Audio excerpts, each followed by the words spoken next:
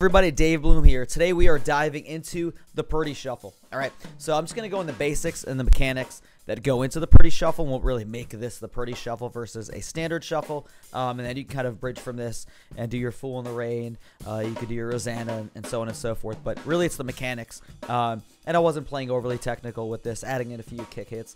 Kind of worked around so I can bring in the ride symbol. But there really are two basic components about how this is done. Number one is you're playing your standard shuffle. For those of you who don't know triplets, triplets are groups of three. You may hear the term 16 triplets, which are groups of 6, but you can subdivide that as 3 plus another 3. And that's really what we're going to do today. We're going to talk about what I was doing here, which was the halftime feel. And we'll kind of count this through 1, 2, 3, 4 with the separate beats. And we'll each assign a triplet setting to each of those. And then we'll kind of talk about different approaches you could take with this.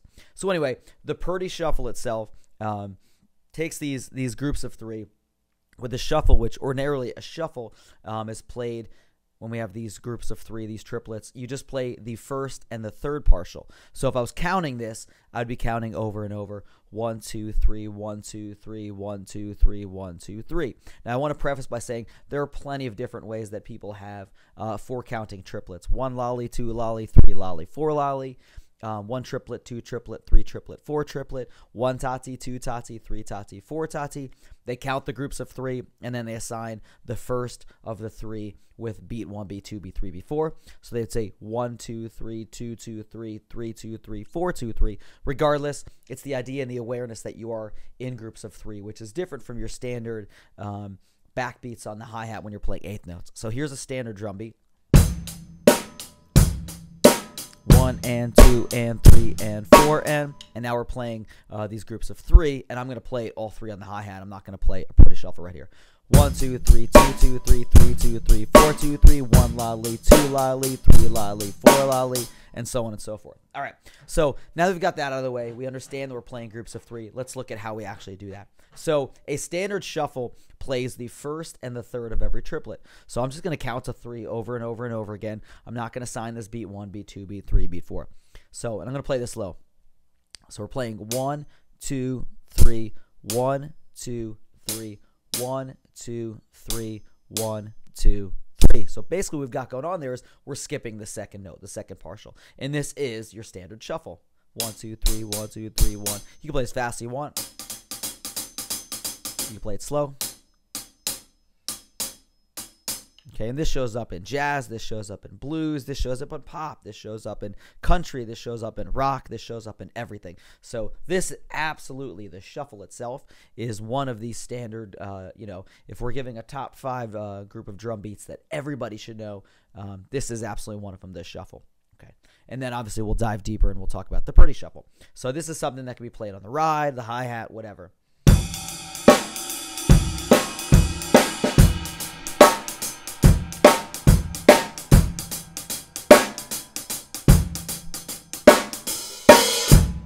So you can play that a lot of different ways, but we won't talk too much about that. Let's talk about now what we do to make this the Purdie Shuffle, right? Created by Bernard Purdie. And really what happens in the Purdie Shuffle is we now take that second note out of the 3 notes that we're at this point not playing to create this shuffle, and we're going to play a lighter note, which we call a ghost note, often confused, called a grace note. That's not a grace note. A ghost note, or a really low level, low volume, unaccented note on the snare drum in between. So when we're counting 1, 2, 3, 1, 2, 3, 1, 2, 3, 1, 2, 3, and we're playing, and I'm going to play this slower, obviously. 1, 2, 3, 1, 2, 3, 1, 2, 3. I'm going to assign that to this low note on the snare drum. So we're going to play it 1, 2, 3, 1, 2, 3, 1, 2, 3, and so on. Okay. What I would do, my own advice, and I feel that this is really the essential to obviously play this, is create this shuffle part where we've got this this middle ghost note. I would start off and I would just get really used to, for a while, consistently just playing that piece. Not worry about the drum beat itself, and not even really worry about dynamics. It doesn't have to be a ghost note right away. Just get the feel of playing. Start it off nice and slow. 1, 2, 3, 1, 2, 3, and be nice and consistent, because that's what really matters, right? We're drummers. We got to keep time. And then over kind of work your hand to be able to play these ghost notes. And control is absolutely important, because the component that will really come next becomes a challenge if we don't have the control. So just over and over again, after you've been playing it loud, turn it into this soft ghost note with my left hand on the snare drum. And of course, if you are a righty, you'd flip this, so you'd be playing with your left hand. Obviously, your drum set would be set up differently. Your left hand would be over here, but you get the point. All right, and this is something practice really kind of moving around the kit. You can even play this around the toms, but this is the essential to what the Purdie Shuffle is. And you can play it anywhere. And we can really move on the bell. But I wouldn't worry about the orchestration so much. Just really get locked into, either the hi-hat or the ride. Get comfortable playing this kind of pattern. And really, that's it. That's the essential that makes it the Purdie Shuffle. But then going in, turning it to a drum beat, then adds some more, some challenging elements to it. So anyway, so we've got that, and now what we're going to do is I'm just going to use the 1, 2, 3 count, and then the first of every 3, I will assign the beat within the realm, and we're going to play in a 4/4 measure. Again, if you don't know what that is, that's okay. I'm just going to simply count 1, 2, 3, 4 at the first of every 3 to assign it a position, and then we'll use that to arrange what we're going to do with the bass drum, the snare drum. So I'm going to count 1, 2, 3, 2, 2, 3, 3, 2, 3, 4, 2, 3. Okay. And I'm going to make sure, and I really firmly believe in counting and the awareness, and count out loud, and then eventually, count in your head. But that really enables you to keep the awareness of where you are with the groove, and it forces you actually to be in time. Because typically when we count, we don't rush our count unless we're doing what I'm doing right now, trying to explain it and condense this in a video where I don't spend 10 minutes boring you. All right, so here we go. 1, 2, 3, 2, 2, 3, 3, 2, 3, 4, 2, 3. 1, 2, 3, 2, 2, 3, 3, 2, 3, 4, 2, 3. And just do that over and over again. And, doesn't matter what your tempo is. You could play that even slower, but really lock it in solid. Don't rush into this. Don't come be like, the essential is the solid flow of what you're playing, and each note is evenly spaced between them. That's your perfect time right there. So just kind of chill on that for a while. And the reason that we count, I say the 1, 2, 3, 4, 1, 2, 3, 2, 2, 3, 3, 2, 3, 4, 2, 3, and so on. And after you do that, you really have the ability to count and be aware of it. That's where we start to add the bass drum, because the bass drum is going to really start this off, at least for our purposes for today. So I'm simply going to play the bass drum on the 1, and that's it. So that gives me a starting point. So I'll go through this grouping of 3, 4 times total, and that bass drum will start it when I restart the whole thing. So 1, 2, 3, 2, 2, 3, 3, 2, 3, 4, 2, 3, 1, 2, 3, 2, 2, 3, 3, 2, 3, 4, 2, 3. Now, you may run out of breath trying to count that out loud. I am. And that's okay. But it's the idea of this awareness that every 4 groups of these 3, we add that bass drum in. And that's just a marker. That's a timestamp. Restart, that's it. Okay, so now the next element is adding the snare drum. So what we're going to do here is we're going to create what's called halftime. Halftime is literally, I'm chopping the normal time, the normal 2 and 4 snare drum beat in half. So if I was going to play this in 2 and 4, and I'm just going to play a standard beat real quick, that would be this.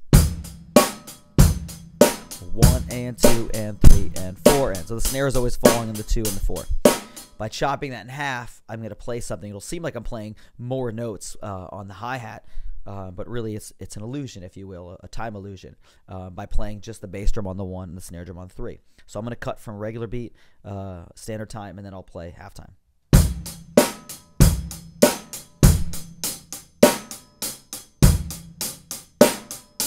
So it really delays the kind of flow and the feel, and that's what we're going to do with the Purdie Shuffle that we're going to do today. So we're going to play this halftime feel, but instead of playing those 8 notes on the hi-hat, we're going to play this, this shuffle with the ghost notes on the snare drum. All right, so I'm going to play it without the ghost notes for a second, just so you can hear how that would sound, and then I'll add the ghost notes in, and then we'll kind of talk about that. So this is that halftime. I'll play it regular.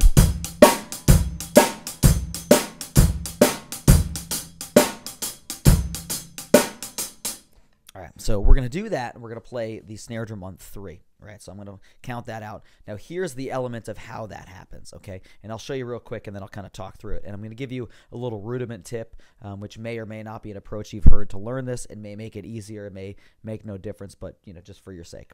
So here's what it would sound like. And this is what the video started with.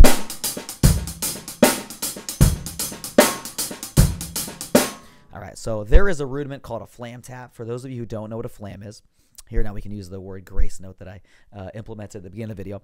A flam tap is when I've got my sticks. They're going to hit slightly separated times, so you can kind of hear the stutter between them. So I'm not going for a kind of even, but I want a slight.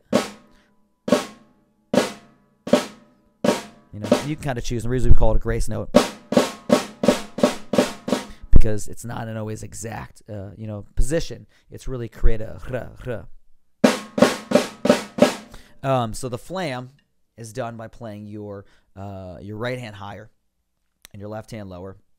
And when they come down, your left hand down here is going to be slightly early and slightly quieter, and your right hand up here, depending on if you want to accent or play standard volume, is going to come down just after and be more pronounced. So we don't want that even note. We want. And I said with right hand, but obviously you can play that with your left hand. Okay, so that's a flam, for those of you who don't know what a flam is. A flam tap is your higher hand, whether it's going to be your right to play it or your left, is going to come down and follow up. So it's going to play a second note after it. So if it's my right hand, and if it's my left hand, okay, so that's a flam tap.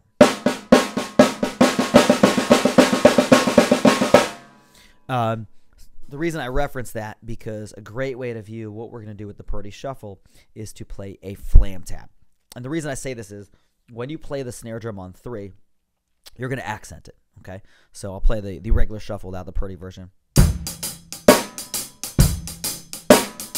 All right, so that accent is coming down the snare drum, but you've got to follow it out since that's the first of the 3 notes. Then you've got to follow it up with that ghost note, that quieter note on the second. Of 3 notes. So what you're going to do is you're essentially going to play a left-handed flam tap. Now, we're actually not going to flam it. We are going to have the goal of playing them at the same time. But your left hand, when I play that group of 3, and would count it 3, 2, 3, because I've been counting 1, 2, 3, 2, 2, 3, 3, 2, 3, 4, 2, 3. That 3, 2, 3, I'm going to play it like this. I'm going to play it essentially like a flam tap. So my right hand is here. My left hand comes down to that accent, 3, and it's going to follow up with that ghost note, 2, and then the hi-hat, 3. So we're doing this that we've been doing the whole time, but we're adding the extra accent on 3 to kind of bring that out and make this a groove, right? So here's what it would sound like, and I'm going to play it real slow with the kick, and then I'll kind of talk through that again. 1, 2, 3, 2, 2, 3, 3, 2, 3, 4, 2, 3. And I'll play it slower. 1, 2, 3, 2, 2, 3, 3, 2, 3, 4, 2, 3. Okay. Play that again, and I'll play it without counting. There we go.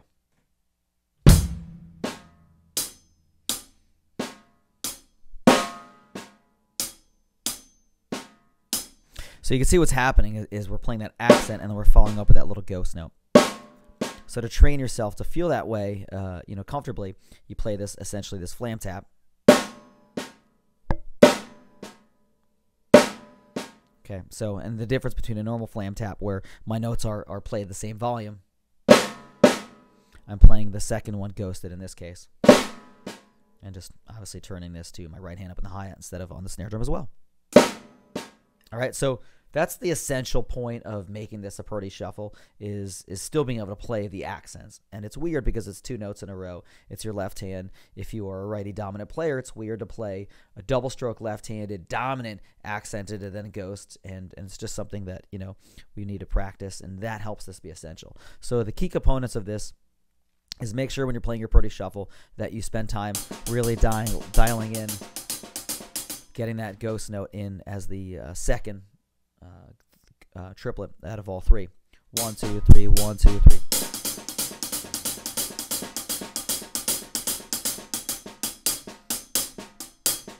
And then obviously this other part to be able to play the snare drum comfortably for an accent, playing that essentially left-handed flam tap, and then you can obviously fill that in, and then let that be the piece of either beat 3 or if you want to play this standard time.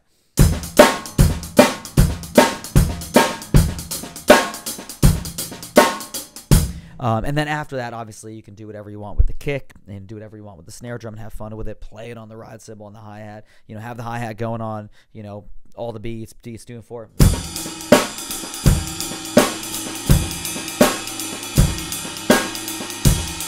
3. Anyway, so that's the Purdie Shuffle. You know, I hope I didn't bore you too much. I know I dragged it out a bit, but I just want to, you know, to show you those important elements, because it's such an awesome, fun groove to play. I mean, I can just sit on there and you know, the equivalent of playing a fat beat behind, you know, a great band is playing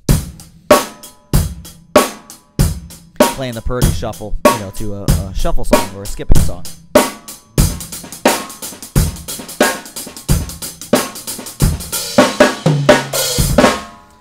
Yeah, so anyway, Purdie Shuffle, and you know, check it out and let me know in the comments if you want me to dive in deeper. You know, obviously everybody always says "Fool in the Rain" or "Rosanna."